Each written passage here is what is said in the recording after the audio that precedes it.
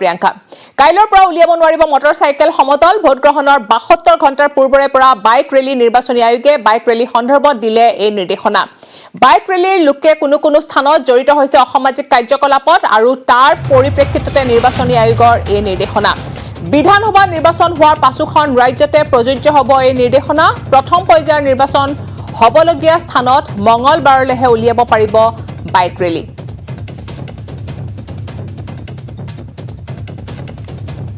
কাইলৰ পৰা উলিয়াব নোৱাৰিব মটৰচাইকেল সমদল ভোটগ্ৰহণৰ 72 ঘণ্টাৰ পূৰ্বৰে পৰা বাইক ৰেলী নিৰ্বাচনী আয়োগে সন্দৰ্ভত বাইক ৰেলী সন্দৰ্ভত দিছে নিৰ্দেশনা বাইক ৰেলীৰ লোকে কোনো স্থানত অসামাজিক কাৰ্যকলাপত জড়িত হৈ থকাৰ ফলতে এই নিৰ্দেশনা দিয়া হৈছে বিধানসভা নিৰ্বাচন হোৱাৰ পাছুখন ৰাজ্যতে প্ৰযোজ্য হ'ব এই নিৰ্দেশনা প্ৰথম পৰ্যায়ৰ নিৰ্বাচন হ'বলগীয়া স্থানত মঙলবাৰলৈহে উলিয়াব পাৰিব বাইক ৰেলী এই নিৰ্দেশনা দিয়া হৈছে বাইক ৰেলী উলিয়াব পাৰিব মঙলবাৰলৈহে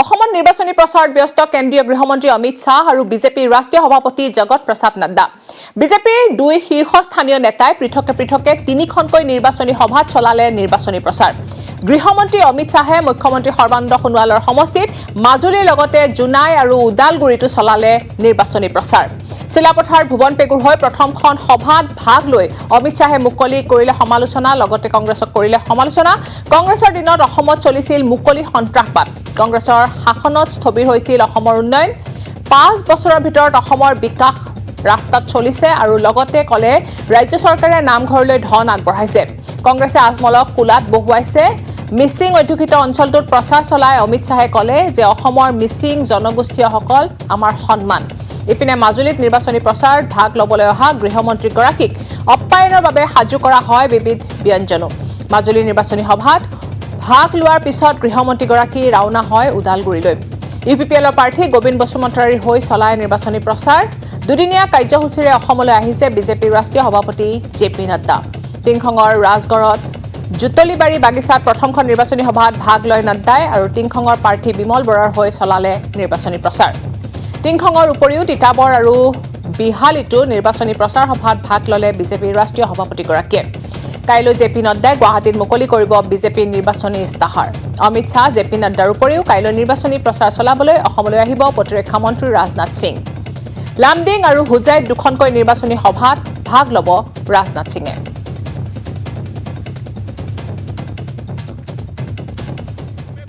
साल दीजिए हम आसाम को बदल देंगे माताओं बहनों भाइयों आपने 5 साल दिया 5 साल के अंदर आज आसाम विकास के रास्ते पर चल पड़ा है मुझे बताइए 5 साल में एक भी आंदोलन हुआ है क्या जोर से बोलिए हुआ है क्या कोई गोली से मरता है क्या आतंकवाद होता है क्या इसका मतलब साफ है जब कांग्रेस आती है अशांति आती है और भाजपा आती है विकास आता है आपको आतंकवाद चाहिए या विकास चाहिए इसका चुनाव करने का ये चुनाव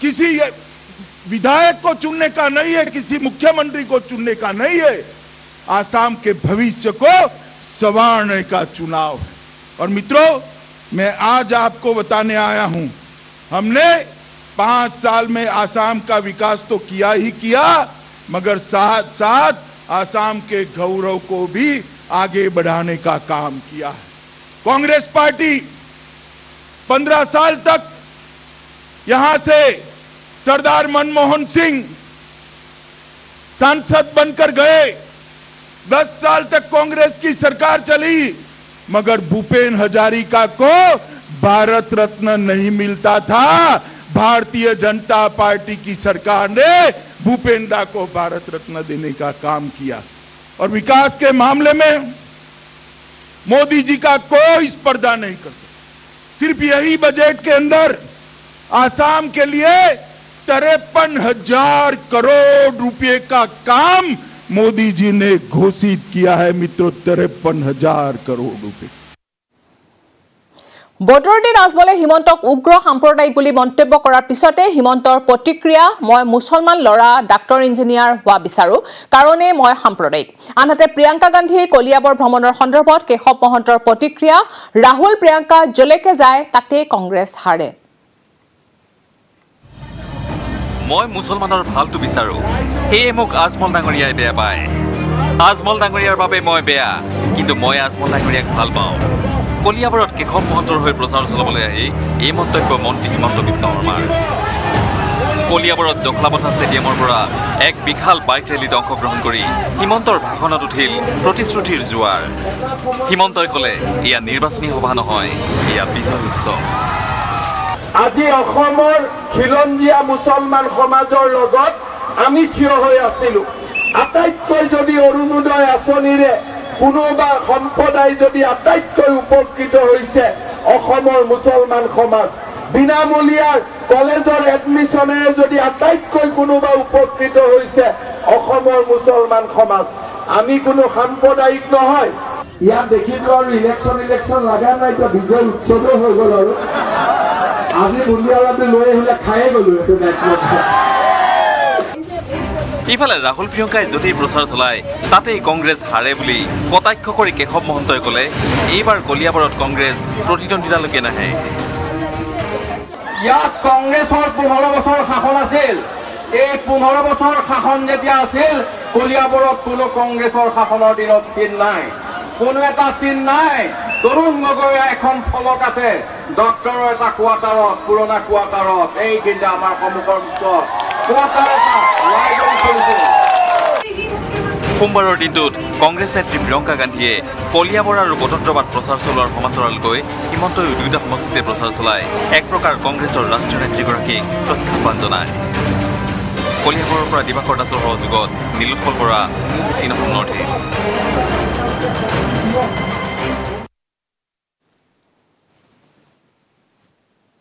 ধেমাজিত মুখ্যমন্ত্ৰী সৰ্বানন্দ সোণোৱালৰ নিৰ্বাচনী প্ৰচাৰ বিজেপি মিত্ৰজোঁটৰ প্ৰাৰ্থী ডক্টৰ ৰনোজ পেগুৰ হৈ নিৰ্বাচনী প্ৰচাৰ চলায় মুখ্যমন্ত্ৰীয়ে ৰূপনাথ ব্ৰহ্ম উচ্চ মাধ্যমিক বিদ্যালয়ৰ খেলপথাৰত অনুষ্ঠিত নিৰ্বাচনী সভাত অংশগ্ৰহণ কৰি বিৰোধীক তোলা ধুনা মুখ্যমন্ত্ৰী সোণোৱালৰ কাৰণ মই এটা প্ৰতিশ্ৰুতি দিছো এটা মোক প্ৰতিশ্ৰুতি দিবলৈ দিয়ক ৰাইজ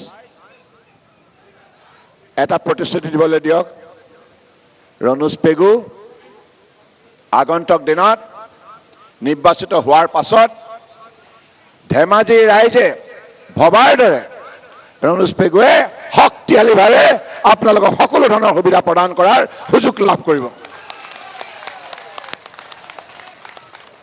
সকলোকে মই পুনৰ শ্ৰদ্ধা আৰু কৃতজ্ঞতা জনাই সকলোৰে আশীৰ্বাদ বিচাৰি মই মোৰ বক্তব্য সামৰিলো ধন্যবাদ ভাৰত মাতা কি ভাৰত মাতা কি ভাৰত মাতা কি জয় আই অসম জয় আই অসম জয় আই অসম ভাৰত মাতা কি জয় হিন্দ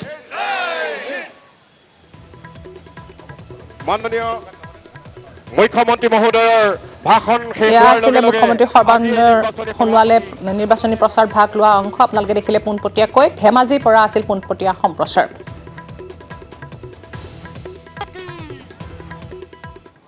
অমিত শাহৰ হেলিকপ্টাৰ যান্ত্ৰিক বিজুতি উদালগুৰিৰ পৰা উভতিব খোজোতে ধৰা পৰে বিজুতি স্থলপথেৰে গুৱাহাটীলৈ যাত্ৰা কৰে অমিত শাহে গুৱাহাটীত বিজেপিৰ সাংগঠনিক সভাত অংশ লোৱাৰ বাবে গুৱাহাটীলৈ আহে অমিত শাহ পুনৰ জনাইছো অমিত শাহৰ হেলিকপ্টাৰ যান্ত্ৰিক বিজুতি হয় উদালগুৰিৰ পৰা উভতিব খোজোতে বিজুতি ধৰা পৰে আৰু তাৰ পিছত স্থলপথেৰে গুৱাহাটীলৈ যাত্ৰা কৰে অমিত শাহে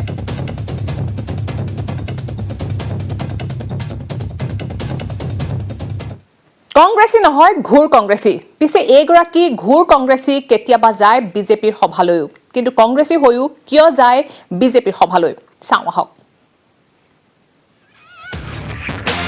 কংগ্ৰেছী নহয় ঘোৰ কংগ্ৰেছী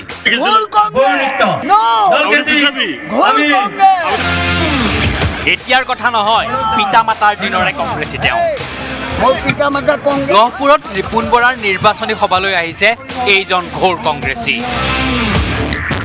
পিছে এইগৰাকী ঘোৰ কংগ্ৰেছী কেতিয়াবা যায় বিজেপিৰ সভালৈও কিন্তু কিয় ঘোৰ কংগ্ৰেছী হৈ বিজেপিৰ সভালৈ যায় তাৰো দিলে স্পষ্টীকৰণ লাগিব ঘূৰিব লাগিব লাগিব পাৰ্টিত গৈছে নেকি পাৰ্টিতে গৈছে তো বিজেপি দলত গৈছে আকৌ আপুনি বাদ দিয়া তাতে কৈছে আপুনি বাদ দিয়া অৱশ্যে তেওঁ বিজেপিৰ সভালৈ যোৱাৰ কথা ক'লে খং উঠে কাৰণ তেওঁ কংগ্ৰেছী পিতা মাতা সকলো কংগ্ৰেছী এইজন ঘোৰ কংগ্ৰেছীয়ে ক'লে কিয় ভোট দিব লাগে কংগ্ৰেছক ৰাইজ লাগে আমাক উন্নয়ন লাগে আমাক উন্নতি লাগে বনাঞ্চলৰ মাটি আজি গণসমাৱেশৰ ঘোৰ কংগ্ৰেছী এইগৰাকী ভোটাৰে দিলে ৰিপুণ বৰা জিন্দাবাদ ধ্বনিও ৰিপুণ বৰা মঞ্চত নহ'লেও মানুহৰ মাজতে নেতাৰ কায়দাৰে দি গ'ল ভাষণ শ্লোগান নমস্কাৰ দি ভাষণ সামৰিলে পিছে জনতাৰ সঁহাৰি নাপালে নিজেই ক'লে হাত চাপৰি মাৰক আমাৰ খন্তেক সময়ৰ পিছত আমাৰ ৰিপুণ বৰাৰ সভাৰ মাজতে এইগৰাকী ভোটাৰে বেছ আমোদ দিলে উপস্থিত লোকসকলক গহপুৰৰ পৰা Palash Phukan news 18 Assam north east অসমত নিৰ্বাচনী প্ৰচাৰ চলাই কংগ্ৰেছ আৰু এআইডিএফক খুৰধাৰ সমালোচনা কেন্দ্ৰীয় গৃহমন্ত্ৰী অমিত শাহৰ নিউজ 18ৰে হোৱা এক আছুতীয়া সাক্ষাৎকাৰত আৰু কি ক'লে কেন্দ্ৰীয় গৃহমন্ত্ৰীগৰাকীয়ে চাওঁ আহক देश के गृह मंत्री अमित शाह जी जो असम के दौरे पर आए हुए हैं सर कहा जा रहा है कि कांग्रेस की तरफ से कहा जा रहा है कि इस बार बदरुद्दीन अजमल के साथ उनका गठबंधन है और कड़ी चुनौती वो बीजेपी को दे रहे हैं देखिए कांग्रेस की हार का प्रमुख कारण ही बदरुद्दीन अजमल हूँ क्योंकि आसाम की जनता अब घुसपैठ से परेशान होकर निजात चाहती है आतंकवाद से भी आसाम की जनता परेशान हो गई और आंदोलनों से भी आसाम की जनता परेशान हो गई और बदरुद्दीन अजमल के साथ रहकर आप घुसपैठ रोक नहीं सकते हमने यहाँ पर 5 साल के अंदर 2000 से ज्यादा सशस्त्र उग्रवादियों को शरण में लाने का काम किया है उन्होंने हथियार छोड़कर मुख्यधारा में आए हैं एक जमाने में आसाम में आंदोलन कर्फ्यू आतंकवाद हत्याएं आए दिन होती थी आज 5 साल से यहाँ पर शांति है और 5 साल से आसाम विकास के रास्ते पर चल पड़ा है मैं मानता हूं कि हमारी विजय का कारण ही ये कांग्रेस का गठबंधन है हमने किया हुआ विकास है आतंकवाद मुक्त आसाम घुसपैठिए मुक्त आसाम और अब हम आसाम को बाढ़ मुक्त बनाने भी जा रहे हैं सर कुछ लोग ये भी कह रहे हैं कि बदरुद्दीन अजमल जिनका एक खास क्षेत्र विशेष था जहां पर वो चुनाव लड़ते थे लेकिन कांग्रेस अब उन्हें असम की राजनीति के केंद्र में लाने की कोशिश कर रही है मेरी तो कांग्रेस पार्टी की बातें समझ में ही नहीं आई यहाँ पर बदरुद्दीन अजमल के साथ वो अलायंस किए हैं बंगाल के अंदर वो लोग फुरफुरा शरीफ के पीरजादा के साथ अलायंस करते हैं और केरल के अंदर मुस्लिम लीग के साथ करते हैं ये किस प्रकार की सेक्युलर पार्टी है मेरी समझ में नहीं आता सर प्रियंका गांधी और राहुल गांधी दोनों असम तो आ रहे हैं लेकिन बंगाल आप कल बंगाल में थे आपने कल बंगाल का संकल्प पत्र घोषित किया आज आप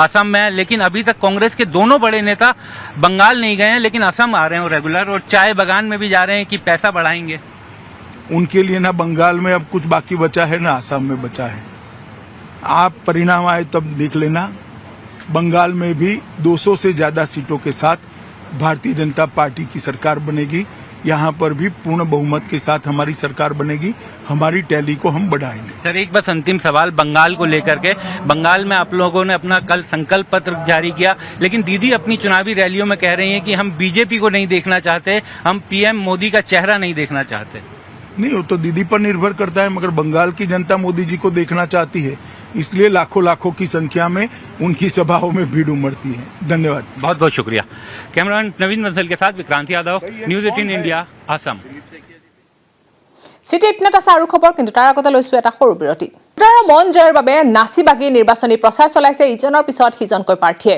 তথা দলীয় নেতাই এবাৰ বিশ্বনাথৰ বিজেপি প্ৰাৰ্থী প্ৰমোদ বৰঠাকুৰৰ নিৰ্বাচনী নাচ চাহ জনগোষ্ঠীয় ভোটাৰক আকৰ্ষণ কৰিবলৈ সাজনে গাইছে প্ৰমোদে নাচিছে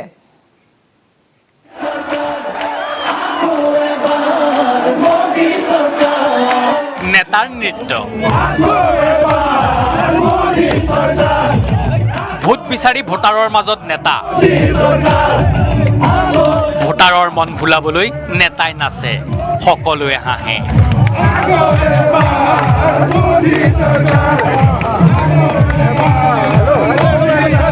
বিশ্বনাথৰ বিজেপি প্ৰাৰ্থী প্ৰমোদ বৰঠাকুৰৰ নাচ।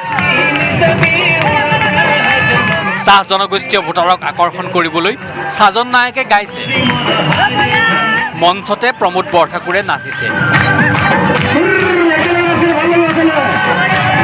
গীতৰ তালে তালে হাত চাপৰি বজাইছে সাংসদ পল্লৱ লোচন দাসে।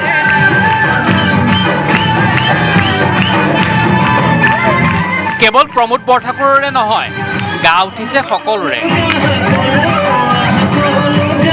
কোনোৱে নাচিছে, কোনোৱে হাত চাপৰি বজাইছে। সমবেত লোকৰ মাজতো নাচৰ লহৰ, চিঞৰ বাখৰ, হুহুৰি। সাংসদ পল্লৱ লোচন দাসৰ জন্মস্থান বিশ্বনাথৰ পাভৈ চাহ বাগিচাত নিৰ্বাচনী প্ৰচাৰ সভাৰ এই দৃশ্য। নাচিবলৈ মন গৈছে নগাঁৱৰ বিজেপিৰ প্ৰাৰ্থী ৰূপক শৰ্মাৰো।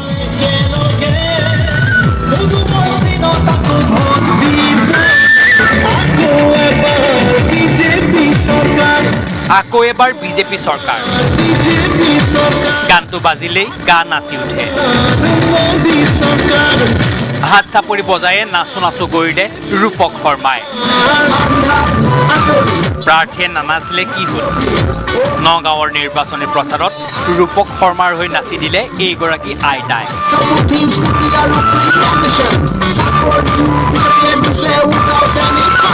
গীতৰ তালে তালে চলি থাকিল নৃত্য। গা উঠিছে আন এগৰাকী সমৰ্থকৰো। চাইকেলত উঠিয়েই নাচিছে গীতৰ তালে তালে। এনেদৰে এইবাৰ নিৰ্বাচনী চতৰ বিহুৱে পাইছে বহু প্ৰাৰ্থীক, বহু সমৰ্থকক। Bureau report, news 18 Assam north east.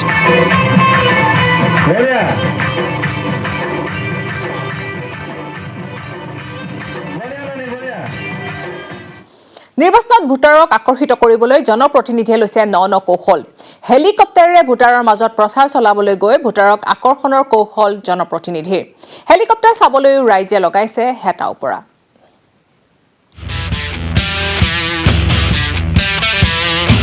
কণ কণ শিশুৰ পৰা আৰম্ভ কৰি ডেকা ডেকেৰীলৈ, পুৰুষ মহিলাৰ পৰা আৰম্ভ কৰি বৃদ্ধ বৃদ্ধালৈ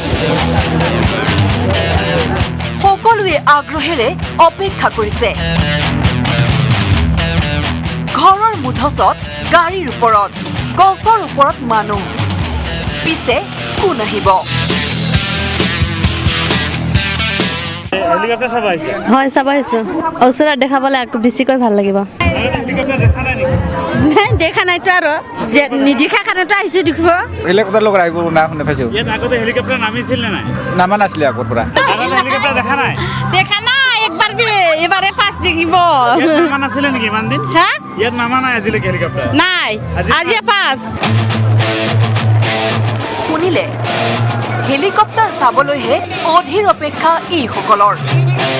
অঞ্চলটোত নিৰ্বাচনী প্ৰচাৰ চলাবলৈ BPF প্ৰধান হাগ্ৰামা মহিলাৰী অহাৰ কথা, কিন্তু ঢেকিয়াজুলিৰ হগ্ৰাজুলিৰ খাউলা অঞ্চলৰ লোকে হেনো কেতিয়াও দেখা নাই হেলিকপ্টাৰ। সেয়ে হেলিকপ্টাৰত অহাজনতকৈ হেলিকপ্টাৰ চাবলৈহে আগ্ৰহ বেছি এইসকলৰ।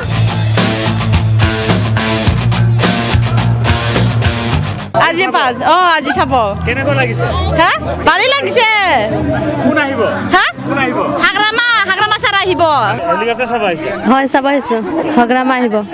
ওচৰৰ পৰা হেলিকপ্টাৰ চাব? হয়। হেলিকপ্টাৰ দেখা নাই নেকি? দেখা নাইতো আৰু নিদিখা কাৰণেতো আহিছো দেখিব। ইয়াত আগত হেলিকপ্টাৰ নামা নাই নেকি? আগতে ইয়াত অহা নাই। আজি প্ৰথম? আজি ফাৰ্ষ্ট। প্ৰথম হেলিকপ্টাৰ চাব? কেনেকুৱা লাগিছে? ভাল লাগিছে, আহিলে ভাল হৈছিলে, ফটাফট চাম।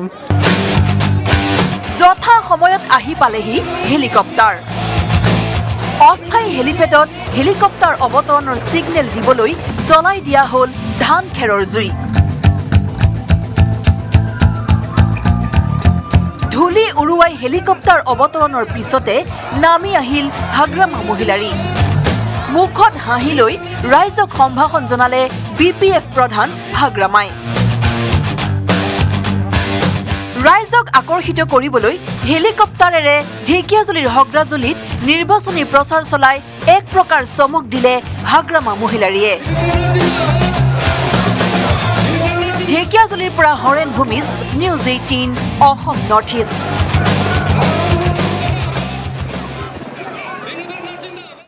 ডিফুত বিজেপি নিৰ্বাচনী সভাত অথন্তৰ প্ৰচাৰৰ মাজতে হঠাৎ খালী হৈ গ'ল সভাথলী। কিন্তু কিয় খালী হৈ পৰিল বিজেপিৰ নিৰ্বাচনী সভা, চাওঁ আহক।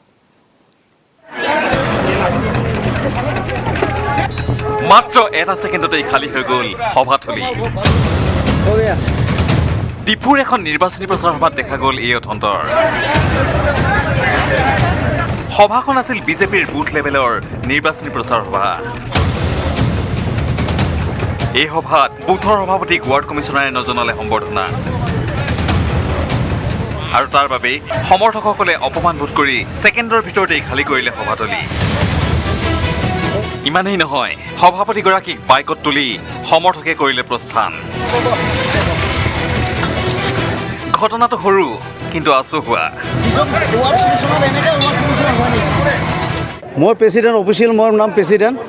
ইয়াত ৱাৰ্ড কমিশ্যনাৰ প্ৰতিভা দাস পুৰকাষ্ট আৰু মণ্ডলৰ অফিচ ছেক্ৰেটাৰী মানিক নাহা, সিহঁতৰ দুইজনে মিলি মোৰ প্ৰেচিডেণ্টক গামচা আদৰণি নজনাকৈ বেলেগ এটা নতুন ল'ৰাক সেই গামচা পিন্ধাই দিলে।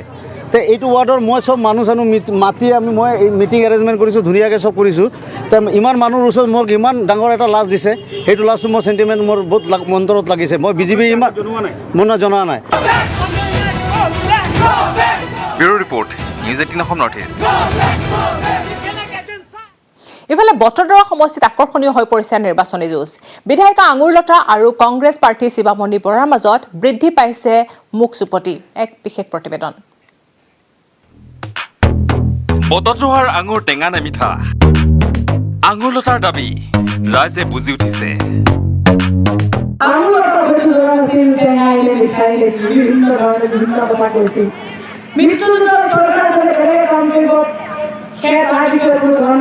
কিন্তু সকলোৱে পৰিৱৰ্তনৰ স্বাৰ্থত একেলগে আহি এখন ফিল্ডতে সকলোৱে সমাবেত হৈছে। পিছে কংগ্ৰেছৰ প্ৰতিদ্বন্দ্বী প্ৰাৰ্থী শিৱামণিৰ দাবী আঙুৰ টেঙা এইবাৰ ৰাইজে নাখায়। আঙুৰ লতা ডেকা নামটো ধুনীয়া শুনিবলৈ। আঙুৰ লতা ডেকা, আঙুৰ এতিয়া টেঙা হ'ল। মানুহে নিজেই কৈছে নহয় আঙুৰ টেঙা লগত টেঙা হৈ গ'ল, যে টেঙা দিবলৈ নিবিচাৰে। বটদ্ৰৱাত মহিলা প্ৰতিদ্বন্দ্বী পাই আঙুৰলতাই ভালেই পাইছে বুলি মন্তব্য কৰিছিল। পিছে নিৰ্বাচনত জিকিবই লাগিব, সেয়ে আঙুৰলতাৰ মুখেৰেও ভৰিছে তীক্ষ্ণ বাক্যবান। 2016 চনত ৰাইজৰ যিমান উৎসাহ দেখিছিলো তাতকৈ 5 গুণ উৎসাহ সকলো ৰাইজৰ মাজত দেখিছো। আটাইতকৈ ডাঙৰ কথা যে চৰকাৰৰ কাম কাজ দেখি শুনি চৰকাৰৰ সহায় সহযোগিতা কৰিবলৈ ওলাই অহাটো আমাৰ আটাইতকৈ ডাঙৰ সফলতা বুলি মই ভাবোঁ আৰু নিশ্চয় আপোনালোকে ভাবে। ৰূপহীহাটৰ পৰা মুজাম্মিল হক, নিউজ 18 অসম নৰ্থ ইষ্ট। নিশা মহানগৰীত পুনৰ সংঘটিত হৈছে নৃশংস হত্যাকাণ্ড। বেলতলা তিনিআলিত শোৱা পাতিতে উদ্ধাৰ হৈছে এজন যুৱকৰ মৃতদেহ। মৃত যুৱকজনৰ দেহত স্পষ্ট আছিল আঘাতৰ চিন, কিন্তু কোনে হত্যা কৰিলে যুৱকজনক?